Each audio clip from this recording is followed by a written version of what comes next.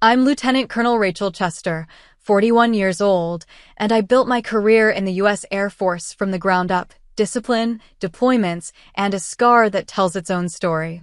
For years, I showed up for family who never showed up for me, especially my Aunt Linda, who mocked my uniform, my choices, and eventually, the scar that saved lives.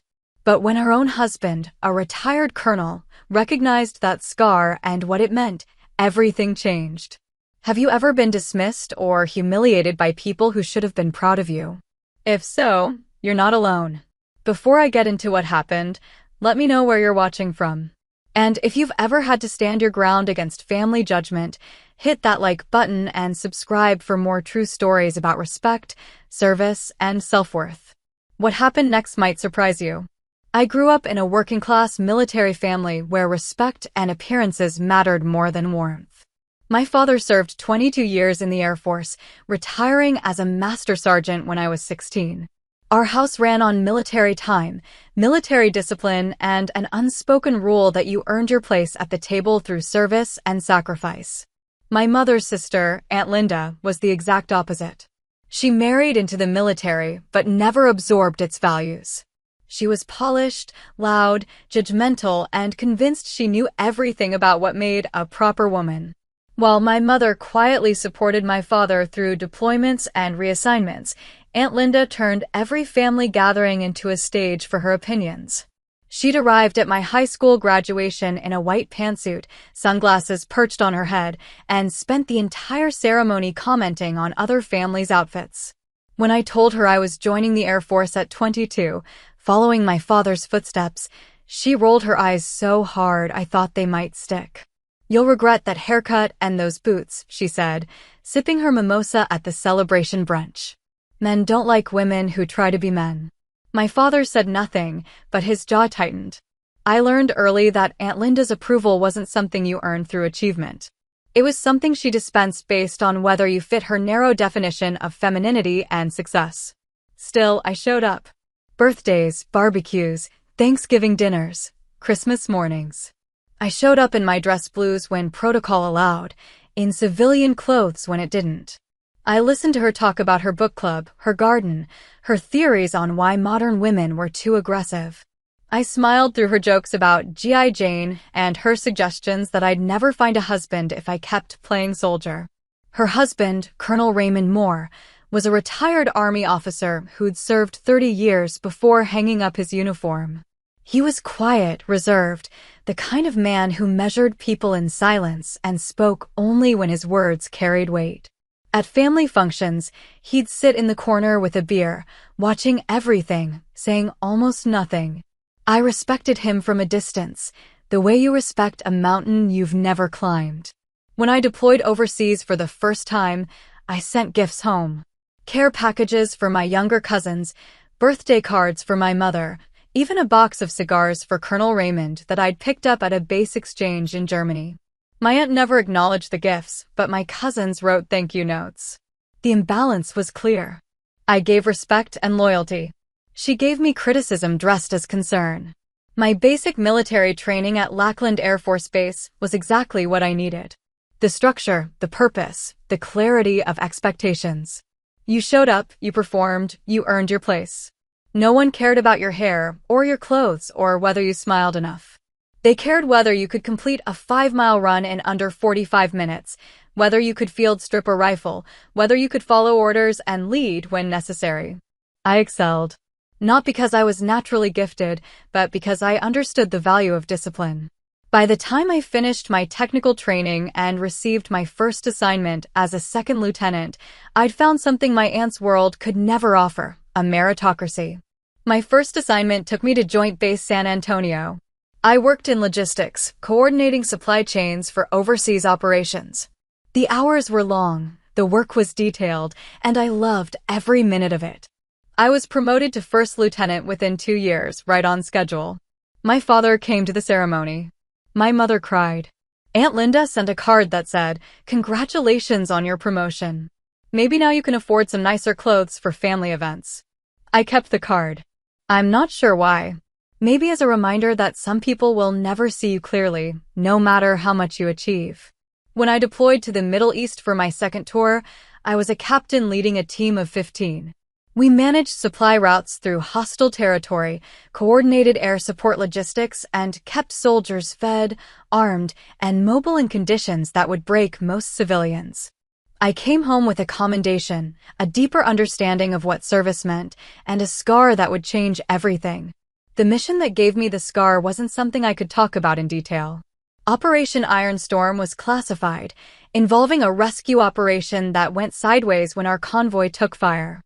Shrapnel from an improvised explosive device tore through my left forearm, severing muscle and nicking bone. The field medic saved my arm. The surgeons at Landstuhl Regional Medical Center saved my career. But the scar remained, a thick, ropey line of tissue running from my wrist to my elbow, a permanent reminder of the day I'd pulled 2 injured airmen from a burning vehicle while rounds pinged off the metal around us. I didn't talk about it. Not because I was ashamed, but because it wasn't a story for barbecues. It was sacred ground, the kind of experience you shared only with people who'd been there. For 2 years after I came home, I wore long sleeves to family functions. Not to hide the scar, but to avoid the questions. I knew my aunt wouldn't understand. I knew she'd find a way to make it about appearances, about what people might think. I was right. After I came home from my second deployment, something changed. Not with me, but with how my family saw me. Or rather, how they refused to see me. I'd been promoted to major, of a rank I'd earned through competence, leadership, and the kind of grinding work that doesn't make headlines, but keeps the machine running. At 31 years old, I was ahead of the promotion curve, and I knew it. My father knew it too. He'd shake my hand at family gatherings with a grip that said everything his words didn't. But Aunt Linda started treating my service like a phase I needed to outgrow. "You've had your adventure," she said at Easter dinner, passing the ham across the table. "Time to settle down, find a nice man, maybe use that GI Bill for something practical." I wanted to tell her that I was using my experience for something practical, leading airmen, managing million-dollar logistics operations, mentoring junior officers who looked to me for guidance. Instead, I smiled and asked her to pass the roles. At family gatherings, she'd steer conversations away from my career with the precision of a social engineer. If someone asked about my deployment, she'd interrupt with a story about her garden or her latest home renovation. If I mentioned an upcoming assignment, she'd joke that I liked the attention of wearing a uniform. Her husband, Colonel Raymond Moore, rarely spoke during these exchanges. He'd sit in his chair, watching, measuring, his expression unreadable. I wondered sometimes what he thought, whether he saw what I saw, a woman determined to diminish what she couldn't control. My brother, Ethan, mirrored her tone. He was 3 years younger, a sales manager for a pharmaceutical company who'd never considered military service. "You still doing that soldier thing?" he asked at my mother's birthday party, as if my career were a hobby I'd eventually tire of. It stung more coming from him. We'd grown up in the same house, under the same flag, with the same father who'd taught us both about duty and honor. But somewhere along the line, Ethan had absorbed Aunt Linda's worldview that real success meant civilian comfort, corporate climbing, and keeping your hands clean. I brushed it off. I'd learned in the Air Force that not everyone would understand the choice to serve. Some people saw the uniform and thought of parades and salutes. They didn't see the 0300 hours wake-ups, the months away from home, the weight of being responsible for lives beyond your own. They didn't understand that service wasn't just a job. It was identity, discipline, and sacrifice woven so tightly together you couldn't separate them. Still, I stayed patient. I showed up to every barbecue, every holiday dinner, every celebration where Aunt Linda held court and my brother nodded along with her assessments of my life. I brought wine, helped set tables, played with my younger cousins who asked me questions about flying even though I worked logistics, not flight ops. I answered their questions because someone needed to show them that military service was honorable, that the uniform meant something beyond what their mother thought. The patience was wearing thin, though. Every dismissive comment, every redirect, every joke about attention-seeking added weight to a load I'd been carrying since I was 22 years old. I told myself it didn't matter, that their opinions couldn't touch what I'd built. But that's the thing about disrespect from family. It finds the gaps in your armor. At my cousin Sarah's college graduation party, Aunt Linda introduced me to her friends as our Rachel, the one who's in the military. Not Major Chester. Not my niece who serves our country. Just the one who's in the military, as if it were a quirk rather than a commitment. One of her friends asked what I did, and before I could answer, Aunt Linda laughed and said, "Oh, she moves boxes around. Very important boxes, I'm sure." The table chuckled. I didn't.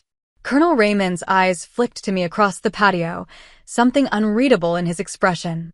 Then he looked away. I stayed another hour, then drove home to my apartment off base and sat in the silence, wondering why I kept subjecting myself to people who refused to see me. The answer, I knew, was the same reason I'd stayed in the Air Force through the hard deployments and the long hours, because walking away felt like surrender. And I'd been trained never to surrender. But the question was becoming louder. What exactly was I fighting for? If respect couldn't be earned through service, sacrifice, and competence, then what currency did my family deal in? I didn't have an answer yet, but I knew something had to change. That change came at a summer barbecue, on a day that should have been about burgers and laughter and sunlight. Instead, it became the day I stopped asking for permission to exist. The barbecue was supposed to be casual. My mother's 60th birthday, held at Aunt Linda's sprawling backyard with its manicured lawn and elaborate outdoor kitchen that looked like it belonged in a home design magazine. I'd driven 3 hours from base, bringing a gift and a fruit salad that I'd assembled at 05:30 that morning before PT. The weather was perfect, clear skies, low humidity, the kind of day that made you forget that just 2 months prior I'd been in a desert where the temperature hit 120 degrees by 1000 hours. I wore civilian clothes, but for the first time in years, I chose short sleeves. A simple blue cotton shirt, jeans, sneakers. Nothing dramatic. But the scar was visible, that thick, ropey line of tissue running from my wrist to my elbow, slightly darker than my skin tone, textured in a way that caught light differently. I'd made the decision that morning while getting dressed. I was tired of hiding. Tired of accommodating other people's comfort at the expense of my own truth. The scar was part of my story, part of my service. If they couldn't handle it, that was their problem. The party was already in full swing when I arrived. Aunt Linda was holding court near the grill, directing my uncle and Colonel Raymond on proper burger flipping technique. My brother was there with his girlfriend, a blonde woman in a sundress who worked in marketing. Cousins, family friends, neighbors, maybe 40 people total, scattered across the yard in clusters of conversation and laughter. I hugged my mother, gave her the gift, and grabbed a beer from the cooler. For the first hour, everything was fine. I talked with Sarah about her new job, helped my younger cousin with his college essay, chatted with a family friend about base housing policies. The scar was visible, but no one mentioned it. Then we sat down to eat. Long tables arranged under a pergola, plates loaded with food, conversation flowing easily. I was sitting between Sarah and my brother, across from Aunt Linda and Colonel Raymond. Ethan noticed first. He was reaching for the potato salad when his eyes caught on my forearm, and his expression shifted, something between surprise and discomfort. "Why don't you cover that scar?" he said, loud enough that the conversation around us dimmed. "No one wants to see that while eating." The table went quiet. Not completely silent, but that particular kind of hush where everyone's suddenly listening while pretending not to. I felt heat rise to my face, but I kept my voice level. "It's just a scar, Ethan." Aunt Linda snorted, setting down her fork with a deliberate clink. "She loves the attention. Always has." A few people laughed, that uncomfortable social laughter that's more about tension relief than humor. I felt my jaw tighten. I wanted to respond, wanted to explain, wanted to tell them exactly what this scar represented. But I'd learned in the military that sometimes silence carries more weight than words. So I said nothing. I looked down at my plate, cutting my burger into smaller pieces I had no intention of eating. Then I heard a sharp intake of breath. Colonel Raymond's fork had stopped halfway to his mouth. He was staring at my arm, his expression transformed from polite dinner guest to something else entirely: recognition, maybe shock, something profound I couldn't quite name. The silence stretched. Then he spoke, his voice cutting through the ambient noise with the authority of 30 years in command. "Operation Iron Storm, ma'am?" The entire table went dead silent. I looked up, meeting his eyes.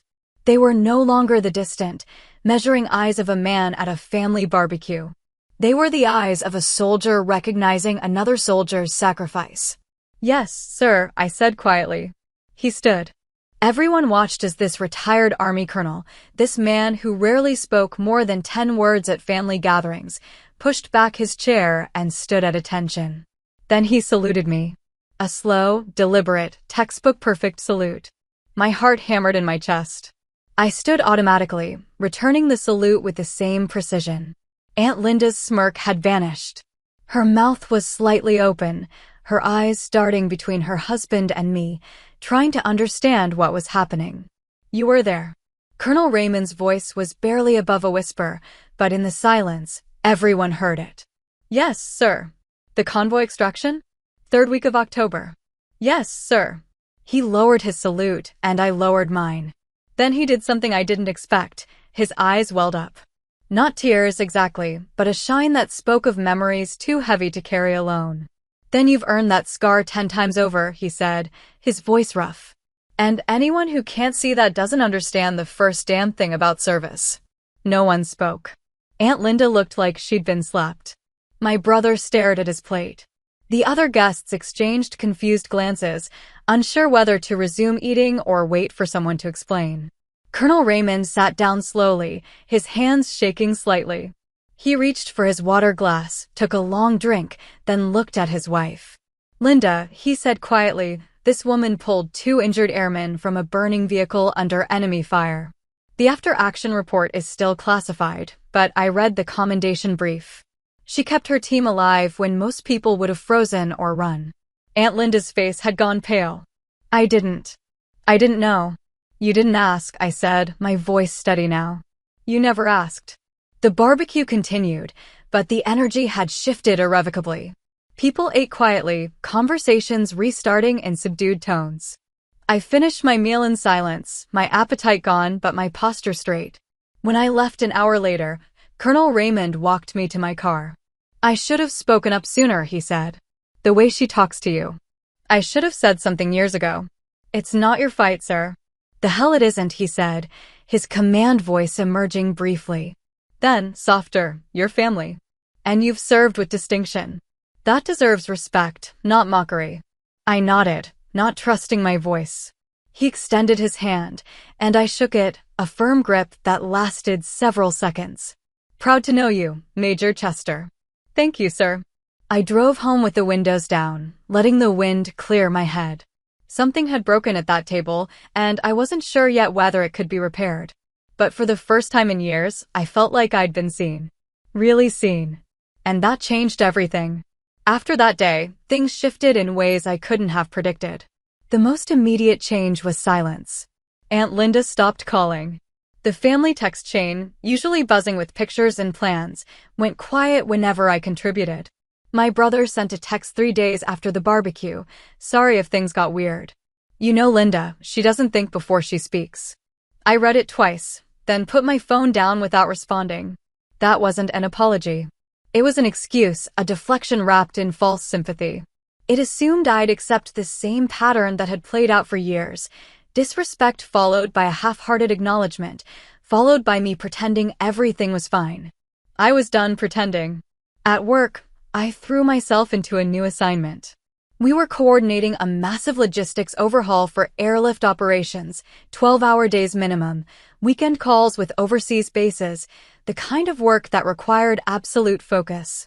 It was easier than dealing with family dynamics. At least at work, the metrics were clear. Either the cargo reached its destination on time, or it didn't. Either the mission succeeded, or it failed.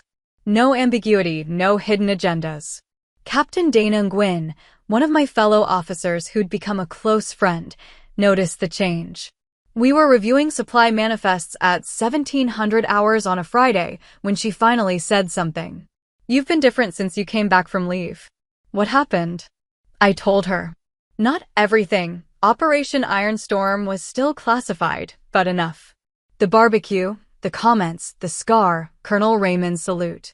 She listened without interrupting, her expression shifting from curiosity to anger to something like recognition. "My mom's family is like that," she said when I finished. Immigrant mentality. They think any career that doesn't involve a corner office and a six-figure salary is beneath their daughter. They wanted me to be a doctor or a lawyer. When I commissioned, my aunt told me I was wasting my potential. How do you deal with it? I stopped going to family events where I knew I'd have to justify my existence, she said simply. Life's too short to spend it with people who don't respect you. I thought about that conversation for days. The idea of actively withdrawing from family felt radical, almost transgressive. We were raised to believe family was sacred, that blood ties trumped everything else. But what did those ties mean if they only bound me to people who diminished what I valued most? A week after the barbecue, Colonel Raymond called me. Not texted, called, which felt significant. "Major Chester," he said when I answered. "I wanted to follow up on what happened. Do you have a few minutes?" "Yes, sir." "Good. I think we should talk. There's a coffee shop near Maxwell Base, common ground, neutral territory. Tomorrow at 1000 hours, if your schedule allows." I agreed. The next morning, I drove to the coffee shop, a local place that catered to military and civilian alike. Colonel Raymond was already there, sitting at a corner table with 2 cups of black coffee. He stood when I approached, and we shook hands before sitting. "I'll get straight to it," he said. "I owe you an apology. I've watched my wife disrespect you for years, and I said nothing. That was wrong. I wasn't expecting that." "Sir, you're not responsible for—" "Yes, I am," he interrupted gently. "When you wear the uniform, you stand for something. When you take it off, those values should remain. I failed to live up to that standard." He took a sip of coffee, then continued. "I was a field commander during Iron Storm's early planning phase. I wasn't there for the convoy extraction. By then, I'd rotated to a different theater, but I knew what that mission cost. We lost good people. The ones who survived carried wounds that don't always show up on medical reports." I nodded, my throat tight. "When I saw your scar, I recognized the injury pattern immediately. Shrapnel trauma, emergency field medicine. I knew what you'd been through, what you'd done. And then to hear my wife mock it." He stopped, collecting himself. "That's not who I thought I married. Or maybe it is, and I've been making excuses for too long." We sat in silence for a moment. Outside, traffic moved past the windows, normal people going about normal lives, unaware of the conversation happening inside. "She called me last night," he said finally. "Asked me to explain what happened, why I reacted that way. So I told her everything I could without violating classification protocols. The mission parameters, the casualty rates, what it means to earn a combat-related injury." "How did she take it?" "Not well," he admitted. "She doesn't have a framework for understanding military sacrifice. In her world, success is measured in social capital, appearances, control over narrative. Your career doesn't fit that framework, so she's spent years trying to diminish it. And my brother just follows her lead." "Your brother is insecure," Colonel Raymond said bluntly. "He sees your achievements and feels diminished by comparison. It's easier for him to mock your path than to examine why his own feels empty." The assessment was harsh but accurate. Ethan had always been competitive, always measuring his worth against external metrics. When those metrics made him feel inadequate, he lashed out. "I'm not sure what to do with all this," I admitted. "I spent years trying to earn their respect, and I'm starting to realize it was never about earning anything. They were never going to give it." "Then stop trying," Colonel Raymond said. "Focus on the people who already see your worth. Build your life around them. Everyone else is background noise." He finished his coffee, then pulled out his wallet and placed a challenge coin on the table between us. I recognized it immediately, a coin from his old unit, given only to soldiers who demonstrated exceptional courage. "This belonged to a friend who died in combat," he said. "I want you to have it. Not because you need validation, but because you've earned recognition from someone who understands what you've sacrificed." I picked up the coin, feeling its weight in my palm. "Thank you, sir." "One more thing," he said. "Linda asked if we could all sit down together, you, her, me, your brother, and talk through what happened. I told her that decision is entirely yours. No pressure, no expectations. Just know the offer is there if you want it. I thought about it. Part of me wanted to refuse outright, to draw a clean line and walk away. But another part, the part trained to solve problems and seek resolution, wondered if there was value in trying one more time. I need to think about it, I said. Take all the time you need. We stood, shook hands again, and he walked me to my car. As I drove back to base, I kept the challenge coin in my pocket, its weight a reminder that respect, real respect, doesn't come from family obligation or social proximity. It comes from shared values, earned trust, and recognition between people who understand sacrifice. The question was whether my family could ever understand that, and whether I owed them the chance to try. I didn't respond to Colonel Raymond's offer for 2 weeks. Instead, I focused on work. My unit was preparing for an operational readiness inspection, which meant long days reviewing procedures, conducting training exercises, and ensuring every piece of equipment met standards. The work was demanding, but it provided clarity. In the military, you always knew where you stood. Performance was measured, feedback was direct, and respect was earned through competence. By the end of the second week, I'd made a decision. I called Colonel Raymond and told him I was willing to meet once, with clear boundaries, and only if everyone involved understood that this wasn't about me defending my choices. It was about them finally listening. We met at a neutral location, a community center conference room that Colonel Raymond had reserved. My aunt, my brother, Colonel Raymond, and me. No other family members, no audience, no performance. Just the four of us and a conversation that was years overdue. Aunt Linda looked smaller than I remembered. She sat across from me, her hands folded on the table, her usual confidence visibly diminished. My brother sat next to her, fidgeting with his phone. Colonel Raymond took a chair slightly apart from the group, present but not directing. I'd prepared remarks, but when I opened my mouth, what came out was simpler than I'd planned. I'm here because Colonel Raymond asked me to come. But I need you both to understand something. I'm not here to justify my career or apologize for my service. If you're expecting that, we can end this meeting right now. My brother looked up from his phone. Aunt Linda met my eyes. I'm here to give you one chance to really hear me, I continued.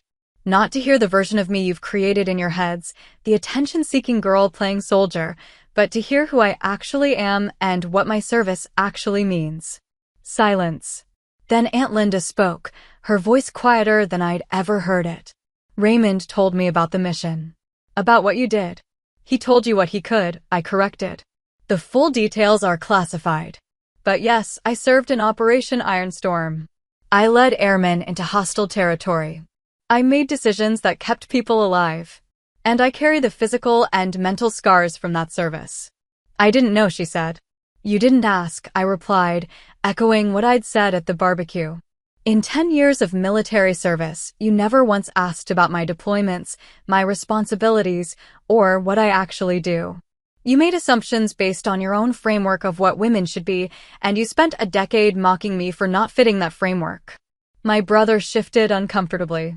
We weren't trying to, yes, you were, I interrupted. Maybe not consciously, but impact matters more than intent. Every joke about attention-seeking, every comment about playing soldier, every time you changed the subject when I talked about my work, that was deliberate dismissal. And it added up. Aunt Linda's eyes were wet now. I thought I was helping. I thought if I pushed you, you'd realize you were wasting your potential on a career that didn't fit who you could be. Who did you think I could be? I asked. Someone softer, she admitted. Someone who didn't need to prove herself. Someone who could just be comfortable. I am comfortable, I said. I'm comfortable in my uniform. I'm comfortable leading airmen half my age who trust me with their careers and their lives. I'm comfortable making decisions under pressure that most people couldn't handle. What I'm not comfortable with is sitting at family dinners while you treat my life's work as a phase I'll outgrow. Colonel Raymond spoke for the first time. Linda, what Rachel is describing is called disrespect. And in the military, disrespect toward a superior officer or any fellow service member is a serious breach. The fact that she tolerated it from family for as long as she did speaks to her patience, not to any weakness in her character. My brother finally put his phone down. I guess I never thought about it that way. You always seemed so confident, so sure of yourself. I didn't think our opinions mattered to you. Of course they mattered, I said. You're my family. But there's a difference between caring about someone's opinion and letting it define your worth. I stopped letting your opinions define me, but that doesn't mean they didn't hurt. We sat with that for a moment. Outside, I could hear children playing in the community center's gym, their laughter distant but clear. Normal life, continuing regardless of our heavy conversation. So where do we go from here? Aunt Linda asked. That depends on you, I said. I'm not going to keep showing up to family events where I have to defend my existence. I'm not going to smile through jokes about my career. I'm not going to pretend that 10 years of disrespect can be erased with one conversation. What do you need from us? My brother asked. Respect, I said simply. Real respect. Not the kind that disappears when I leave the room. Not the conditional kind that depends on me fitting your expectations. Actual respect for the path I've chosen and the person I've become. Aunt Linda nodded slowly. I can try. I don't know if I can change overnight, but I can try. That's all I'm asking, I said.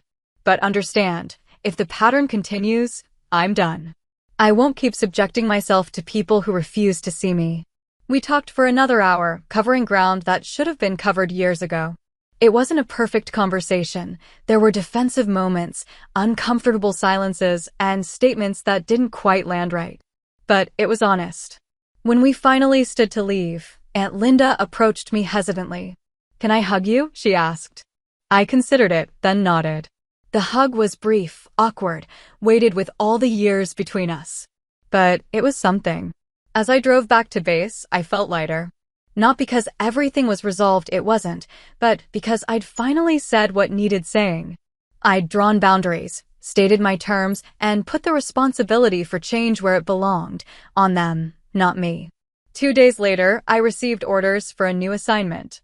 I was being promoted to lieutenant colonel and transferred to a strategic planning position at the Pentagon. The promotion would be effective in 3 months, pending completion of my current projects. I called my father first. He answered on the second ring, and when I told him the news, his voice cracked. Your mother would be so proud, he said. Then, after a pause, I'm proud too. Always have been. I called Colonel Raymond next. He congratulated me, asked about the position, then said something I didn't expect. Linda wants to host a promotion ceremony. Small gathering, just family. She wants to do it right this time. I thought about it. Tell her I'll consider it. But it needs to be about the achievement, not about her redemption narrative. Understood, he said. And Rachel? For what it's worth, you're already one of the finest officers I've known. The rank just makes it official. That night, I sat in my apartment and looked at my left arm. The scar caught the lamplight, a silvered line against my skin. I thought about all the times I'd hidden it, all the energy I'd spent managing other people's comfort. No more. The scar was mine. The career was mine. The respect I'd earned was mine. And anyone who couldn't see that clearly didn't deserve space in my life. It wasn't revenge. It was clarity. And clarity, I'd learned, was its own kind of freedom. Without me around, family dynamics changed in ways I only heard about secondhand. My cousin Sarah called me a month after the promotion announcement, her voice excited. You have to hear what happened at Sunday dinner, she said. Mom tried to steer the conversation to her usual topics, but Ethan actually pushed back. He asked her why she never talks about your achievements the way she talks about my sister's engagement. I smiled despite myself. What did she say? She got defensive at first. But then Uncle Raymond backed him up. He said something like, Linda, our niece is about to become a lieutenant colonel. That's a bigger achievement than most people accomplish in their entire careers. Maybe it's time we acknowledge that. And she just deflated. Like she realized she couldn't control the narrative anymore. Then Emma, my little sister, asked if you could come talk to her ROTC class about military careers. Mom couldn't exactly say no in front of everyone. The shift was subtle but significant. At gatherings I didn't attend, my name came up differently. My achievements became reference points, conversation topics, sources of family pride instead of sources of discomfort. Colonel Raymond sent me photos occasionally. The family at Thanksgiving, my promotion announcement printed and framed on Aunt Linda's mantle, my brother wearing an Air Force cap I'd sent him years ago that he'd never worn before. The change in Aunt Linda was slower, more hesitant. She sent a card for my birthday, the first one in 5 years that didn't include a passive-aggressive comment about my life choices. It just said, "Proud of you.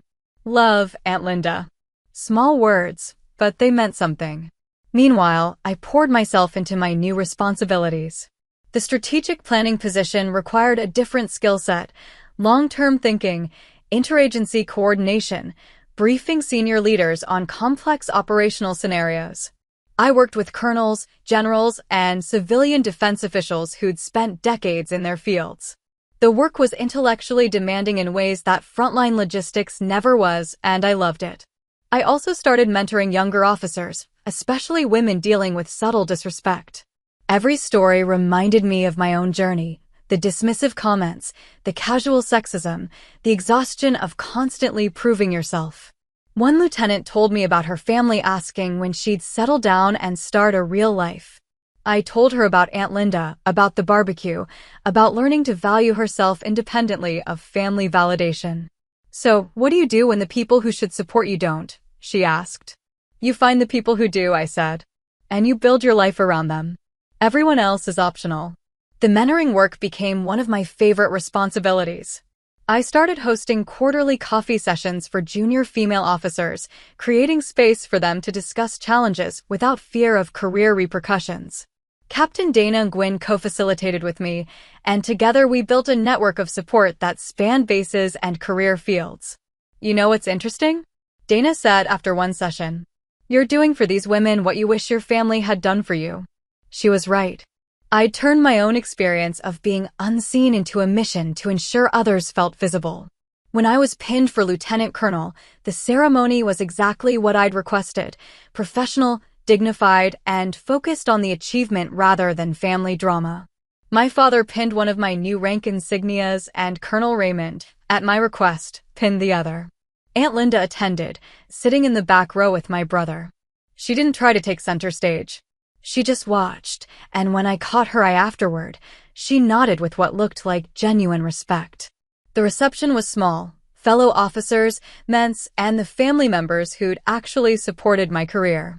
My father gave a short speech about watching me grow from a determined child to an accomplished officer. Colonel Raymond talked about the first time he'd really seen me, not at a family gathering, but at that barbecue, when my scar told a story my family had refused to hear. When it was my turn to speak, I kept it brief. Service means different things to different people. For me, it's always meant this: showing up, doing the work, and leading with integrity even when recognition doesn't come. Especially when recognition doesn't come. Today isn't about proving anything to anyone. It's about acknowledging a milestone in a career I'm proud of, surrounded by people who've supported that career. That's all I've ever wanted. Afterward, Aunt Linda approached me carefully. "That was a beautiful ceremony," she said. "Thank you for including us." "Your family," I said simply. "Even when it's complicated. I want you to know I've been thinking a lot about what you said. About respect, about really seeing you. I'm trying." "I know," I said. And I did know. The change wasn't perfect, wasn't complete, but it was real. She was trying, and that was more than I'd had before. 2 years passed.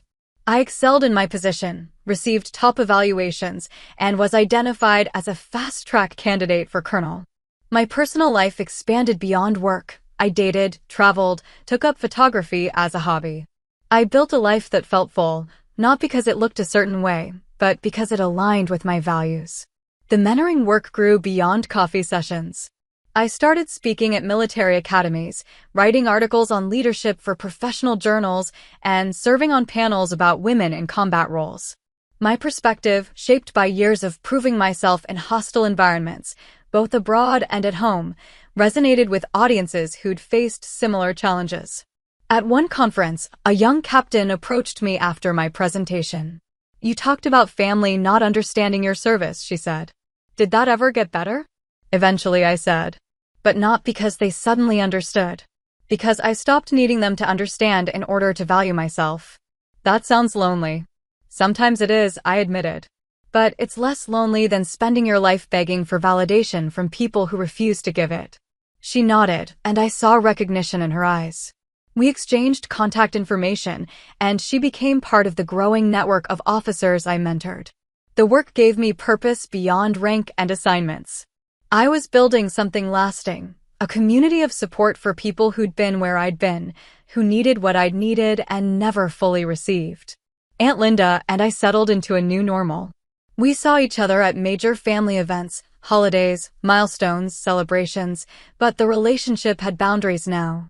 She'd learned not to comment on my appearance, my relationship status, or my career choices. I'd learned to accept her limitations while not letting them define my worth. My brother changed more dramatically. At 35, he enlisted. Not in the Air Force, he joined the Army, starting as an E1 despite his age and education. When he called to tell me, his voice was sheepish. "I know it's late," he said. "And I know I don't have your natural aptitude for this. But I've spent 10 years in sales, and I feel empty. I need to do something that matters." "What does Aunt Linda think?" I asked. "She's horrified," he admitted. "But I'm done living for her approval. Watching you these past few years, watching you build a career on your own terms despite everyone's opinions, it made me realize I've never done that. It's going to be hard," I warned him. "Basic training doesn't care how old you are or what your civilian resume looks like. You'll be treated like every other recruit." "I know," he said. "That's kind of the point." He shipped out 3 months later. I sent him care packages during basic training, just like I'd sent packages to deployed soldiers for years. His letters were humbling, descriptions of physical challenges, mental exhaustion, the grinding work of transforming from civilian to soldier. "I finally understand what you meant about service being identity," he wrote in one letter. "It's not something you do. It's something you become." "I'm sorry it took me this long to see that." I wrote back with encouragement and practical advice. The brother who'd mocked my soldier thing was learning firsthand what that thing actually meant. It didn't erase the years of dismissiveness, but it created space for a different kind of relationship. At family gatherings now, conversations shifted. Instead of Aunt Linda dominating the narrative, we talked about Ethan's training, my latest assignment, Sarah's graduate program, Emma's ROTC scholarship. The focus distributed more evenly, and with it, the power dynamics shifted. Aunt Linda still hosted events, still maintained her social persona, but she'd lost the ability to define everyone else's worth through her commentary. She could offer opinions, but they no longer carried the weight they once did. Colonel Raymond and I maintained regular contact. We met for coffee every few months, discussing military history, leadership challenges, and the state of national defense. He'd become a mentor in the truest sense, someone who saw my potential and helped me develop it without trying to shape me into something I wasn't. "You've done well," he told me at one of our meetings. "Not just professionally, but personally. You figured out how to maintain family relationships without sacrificing yourself. That's harder than most people realize." "I learned from watching you," I said. "You stayed married to Aunt Linda, but you never let her worldview become yours. You maintained your integrity while navigating her personality." 30 years of practice, he said with a wry smile. "And it still isn't easy. Does she understand yet?" "Really understand what service means?" He considered the question. "She understands more than she did. She'll never understand completely. She didn't live it, didn't grow up in it the way you and I did.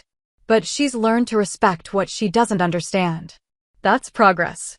It was progress. Imperfect, incomplete, but real.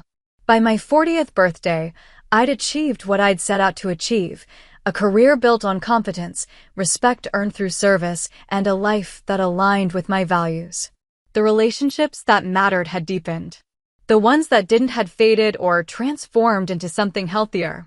Aunt Linda sent a gift for my birthday, a shadow box she'd commissioned, containing my rank insignia from second lieutenant through lieutenant colonel, along with a photo from my first day in uniform and a handwritten note that read, "I'm learning to see you clearly. Thank you for your patience." I hung it in my office, next to the challenge coin Colonel Raymond had given me years ago. The scar on my arm had faded to a thin silver line, barely noticeable unless you knew to look for it. But I never covered it anymore. It was part of my story, part of my service, part of the person I'd become. At a mentoring session that year, a young lieutenant asked me what I'd learned from everything I'd been through. That respect isn't something you beg for or negotiate, I said. It's something you establish through boundaries, consistency, and the willingness to walk away from people who refuse to give it. And sometimes, not always, but sometimes, when you establish those boundaries, people rise to meet them. They become better versions of themselves because you refuse to accept less. What if they don't? She asked. Then you've lost nothing except the illusion that they were capable of seeing you. And that's not really a loss. That's clarity. The session ended, and I drove home through familiar streets, thinking about how far I'd come. Not just in rank or responsibility, but in understanding my own worth independently of anyone else's validation. It wasn't the dramatic transformation that people write stories about. It was quieter than that, a series of small decisions, boundaries established and maintained, relationships renegotiated or ended. But it was mine. And that made all the difference. It's been 5 years since that barbecue. I'm Lieutenant Colonel Rachel Chester, United States Air Force, 41 years old, and I've spent the last 2 decades building a career I'm proud of. The scar on my left arm is still visible, faded now to a thin line that catches light differently than the surrounding skin, a permanent record of Operation Iron Storm, and the day I pulled 2 airmen from a burning vehicle while the desert burned around us. At every new officer orientation I lead, I roll up my sleeve and tell them the same thing. Every mark you earn in service, physical or otherwise, is a record of courage, competence, and commitment. Never let anyone shame you for surviving. Never let anyone diminish what you've sacrificed.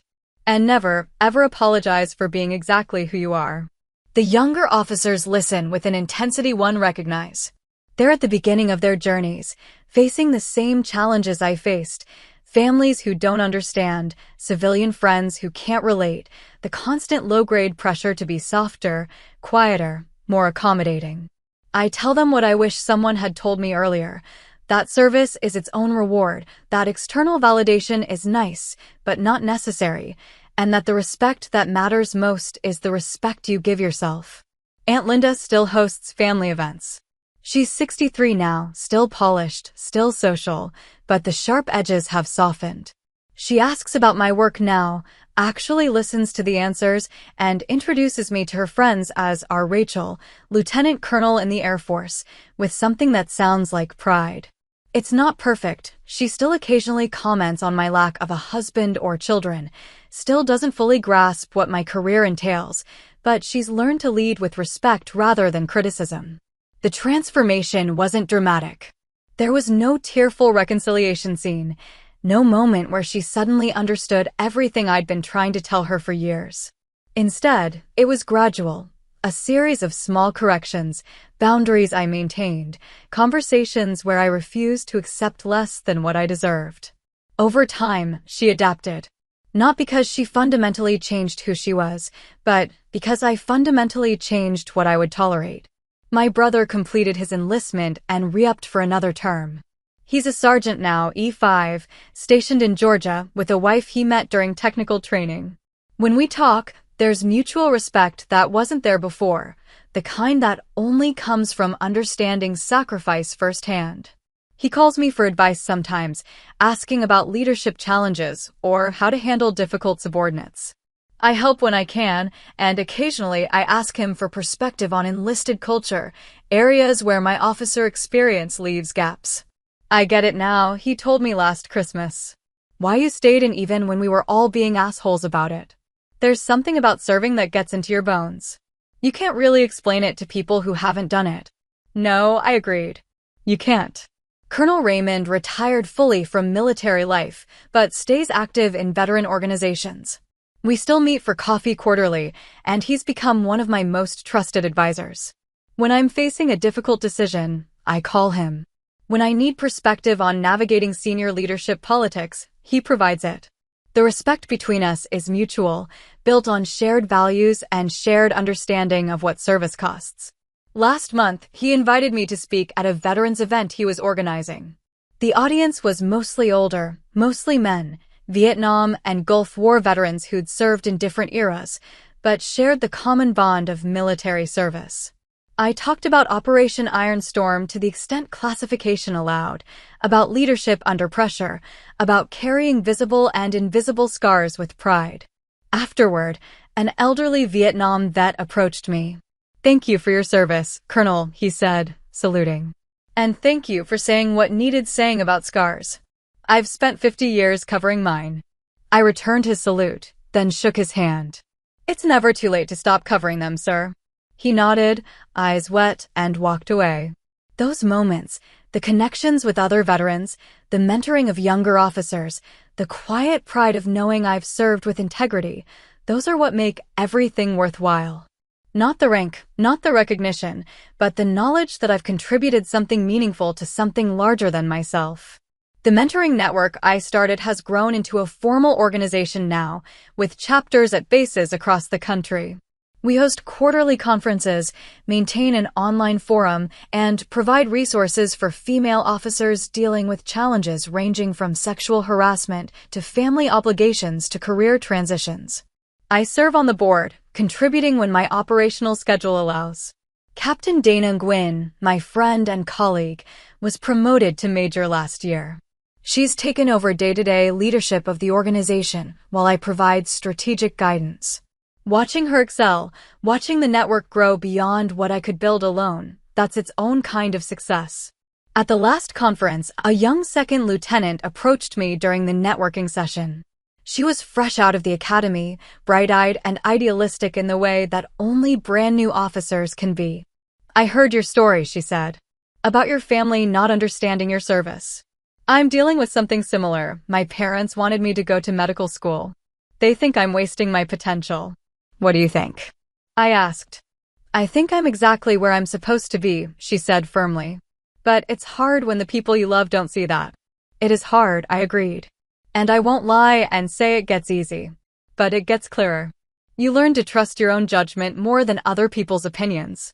You learn that the validation that matters comes from within, from the work itself, from the people you serve alongside." "Did your family ever come around?" "Eventually," I said. "But by the time they did, I'd already learned not to need it. That's the real freedom, not getting approval, but realizing you can thrive without it." She thanked me and walked away, and I hoped she'd remember that conversation when things got difficult. Because they would get difficult. Service always is. That night, I stood in my apartment looking at the shadow box Aunt Linda had made, my rank progression, captured in silver and gold insignia. Next to it hung the challenge coin from Colonel Raymond, the one that belonged to his friend who died in combat. And beside that, a photo from my promotion ceremony, me in dress blues, standing tall, the scar on my arm visible and proud. This is the legacy I'm building, not perfection, not universal approval, but integrity. Service with honor. Leadership rooted in respect, both given and demanded. A life aligned with values that matter. Some lessons take time. But respect, once earned, truly earned, not through family obligation, but through demonstrated competence and courage, doesn't fade. It endures. And so do I. 2 years later, I'm standing in a briefing room at the Pentagon, surrounded by maps, data projections, and senior leadership, when my phone buzzes with a text from my father. "Your mother's in the hospital. Heart attack. Stable now, but it was close." The meeting continues around me, talk of supply chain vulnerabilities, operational timelines, strategic resource allocation, but my mind is suddenly elsewhere. I excuse myself quietly, step into the corridor, and call him back. "She's okay," he says before I can ask. "They caught it early. She's in ICU at Walter Reed, conscious and talking. Asking for you." "I'll be there in 20 minutes, I say. I inform my supervisor, grab my cover, and drive across the city with my emergency flashers on. Walter Reed Army Medical Center is familiar territory. I've visited wounded airmen here, attended ceremonies, briefed on medical logistics. But walking through those doors as a family member rather than an officer feels different. The professional distance collapses. My father is in the waiting room, looking older than I remember. He's 70 now, retired 15 years, and the worry etched into his face makes him look every day of it. We embrace briefly, and he fills me in on the details. She'd been gardening, felt chest pain, had the presence of mind to call 911 immediately. The paramedics arrived within 6 minutes. The cardiologist said that quick response probably saved her life. Can I see her? I ask. They're limiting visitors to 15 minutes every hour. Your aunt's in there now. Of course she is. Aunt Linda would have rushed over the moment she heard, taking charge in the way she always does during crises. For all her flaws, she shows up when it matters, at least for her sister. When Linda emerges from the ICU, her makeup is smudged, her usual composure fractured. She sees me and something crosses her face, relief, maybe, or recognition that this situation is bigger than our complicated history. She's asking for you, Linda says quietly. She's weak, but she's herself. Don't tire her out. I nod and enter the ICU. My mother looks small in the hospital bed, connected to monitors and 4 lines, but her eyes are clear when she sees me. I take her hand carefully, mindful of the pulse oximeter on her finger. Hi, Mom. Rachel, she says, her voice thin but steady. You didn't have to rush over. I'm fine. You had a heart attack. I'm exactly where I should be. She smiles weakly. Always so dutiful. You get that from your father. We sit in silence for a moment, just holding hands. The monitors beep rhythmically, measuring heartbeats and oxygen levels, reducing life to numbers on screens. I'm proud of you, she says suddenly. I don't say it enough, but I am. You built a life on your own terms. That takes courage I never had. Mom, let me finish, she interrupts gently. I've watched you handle Linda's criticism, your brother's dismissiveness, all of it, and you never broke. You bent sometimes, but you never broke. That's strength. My throat tightens. You taught me that. You and Dad, you showed me what it means to serve with integrity. We tried, she says. But you took it further than we ever did. You made it your own.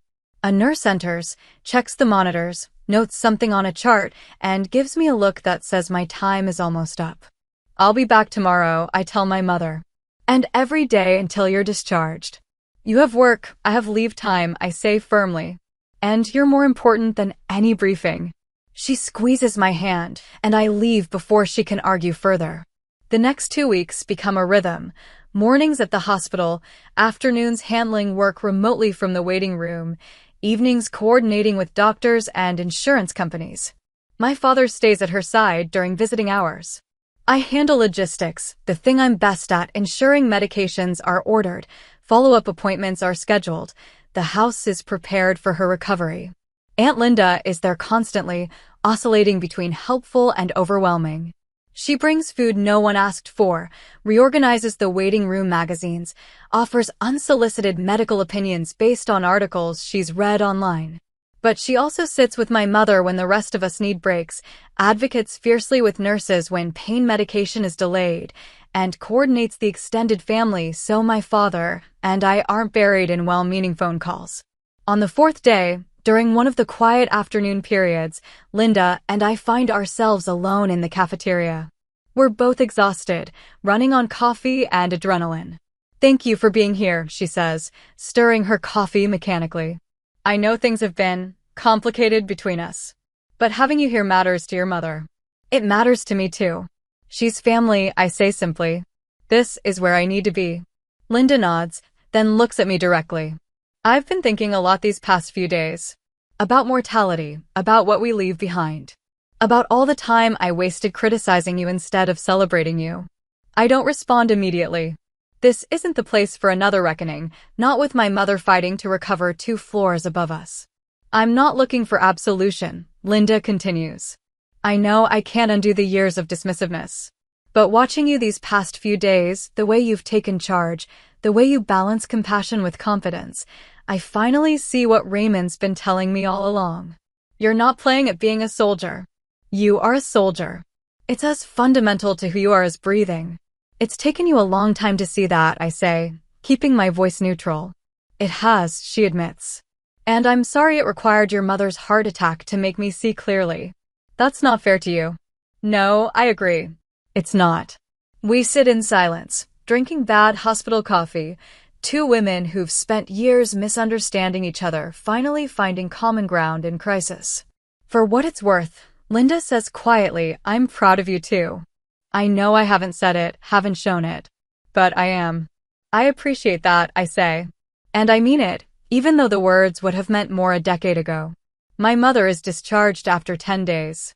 The cardiologist prescribes medications, lifestyle changes, and cardiac rehabilitation. My father will be her primary caregiver, but I arrange for a visiting nurse for the first 2 weeks and set up a family schedule so someone checks in daily.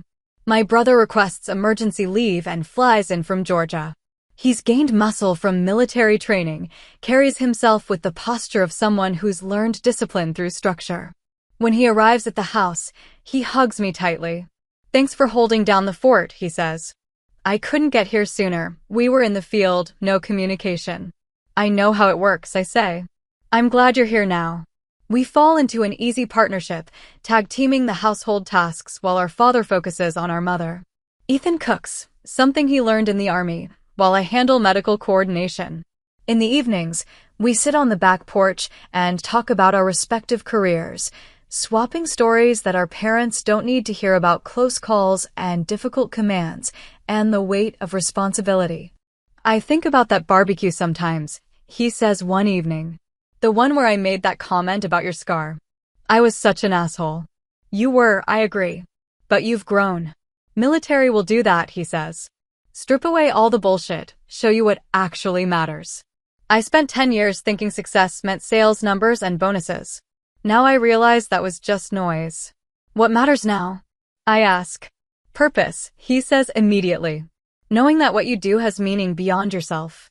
"You figured that out at 22. Took me till 35. Better late than never." He laughs, and we sit in comfortable silence, watching the sun set over the suburban neighborhood where we grew up. By the third week, my mother is strong enough to sit in the living room, receive visitors, and complain about the restrictions her cardiologist has imposed. She's not allowed to drive for 6 weeks, can't lift anything heavier than 10 pounds, must attend cardiac rehab 3 times a week. She hates all of it, which the doctors assure us is a good sign. Frustration means she's feeling better. Colonel Raymond visits, bringing flowers and his quiet, steady presence.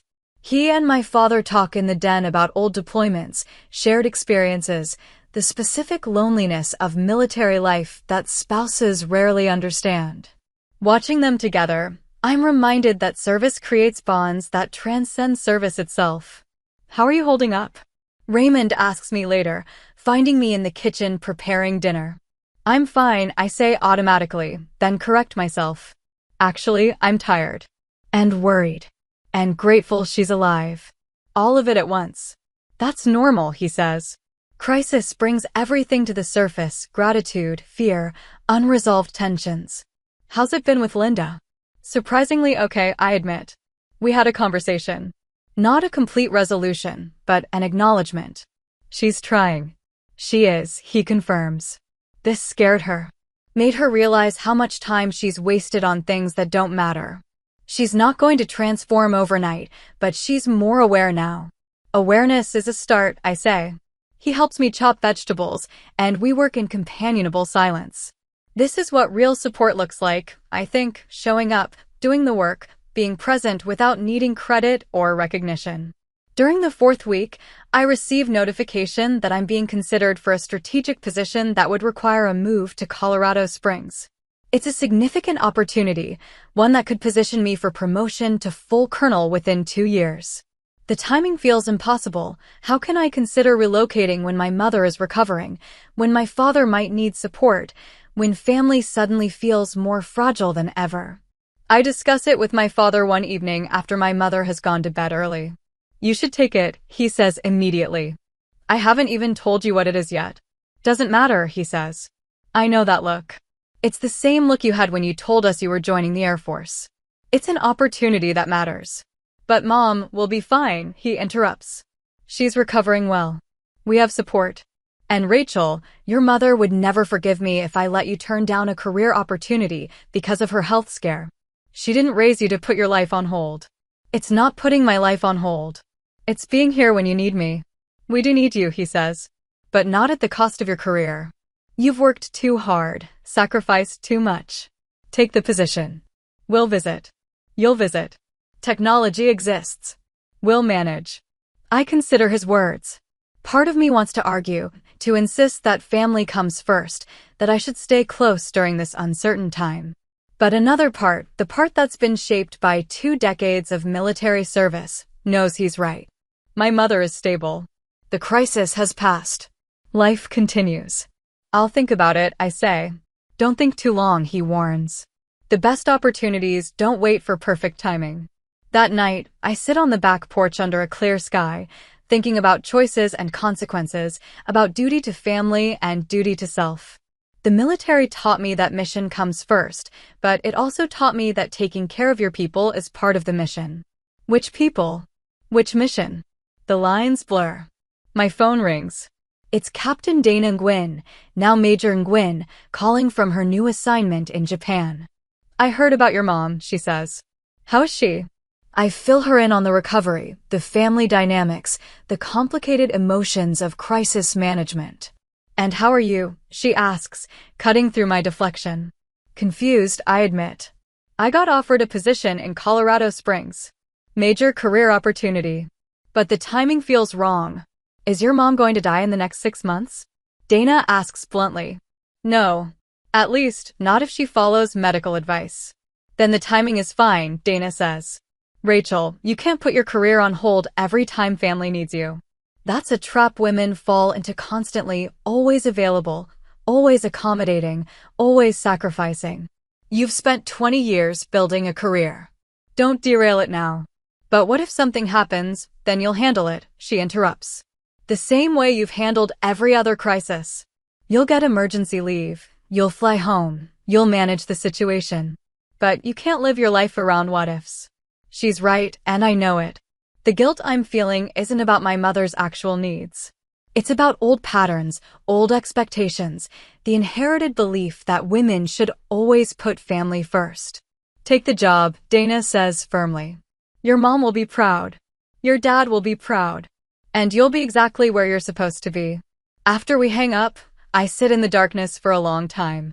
Then I go inside, open my laptop, and write an email accepting the Colorado Springs position. My hands shake slightly as I hit send, but the decision feels right. The next morning, I tell my parents over breakfast. My mother's face lights up immediately. Colorado Springs, she says. That's a wonderful assignment. When do you leave? 3 months, I say. Plenty of time to make sure you're stable. I'm stable now, she says firmly. Don't you dare use me as an excuse to delay your career. My father grins. Told you she'd say that. They're genuinely happy for me, and in their happiness, I feel something release, a burden I didn't realize I was carrying, the weight of believing I had to choose between career and family. I don't. I can have both, just not in the way Aunt Linda's generation defined having both. Before I return to Washington, there's a small family dinner. Nothing elaborate, just my parents, Aunt Linda, Colonel Raymond, Ethan, and his wife. My mother is tired but present, seated at the head of the table in the spot she's always occupied. Midway through the meal, she raises her water glass. I want to make a toast, she says. To Rachel, who's been our rock these past weeks. Who's built a career we're all proud of.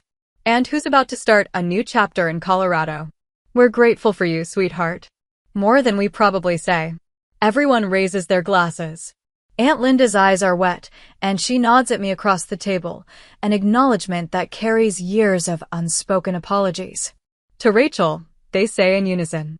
I raise my own glass, looking around the table at these complicated, imperfect people who've shaped me in ways both painful and profound. This is family, messy, difficult, occasionally disappointing, but also enduring. We hurt each other and heal each other in cycles that never quite resolve. To family, I say, in all its complexity. We drink, and the conversation resumes, and life continues in its imperfect, beautiful way. 3 months from now, I'll leave for Colorado Springs. I'll take the next step in a career I've built with intention and integrity. I'll carry with me the lessons learned from years of navigating respect and disrespect, of drawing boundaries and maintaining them, of learning to value myself independently of anyone else's validation. But tonight, I'm here. Present, grateful, and finally, fully at peace with all of it. That day didn't rewrite the past, but it set my terms for the future. I don't hide the scar, and I don't negotiate my worth. If this hit home, tap like, subscribe, and share it with someone who needs the reminder. Questions for you. Have you ever had family dismiss your work or your wounds, and how did you respond? What boundary did you set that finally changed the tone at home? Who surprised you by standing up for you when it mattered? If you were at that barbecue, what would you have said to my aunt or to me?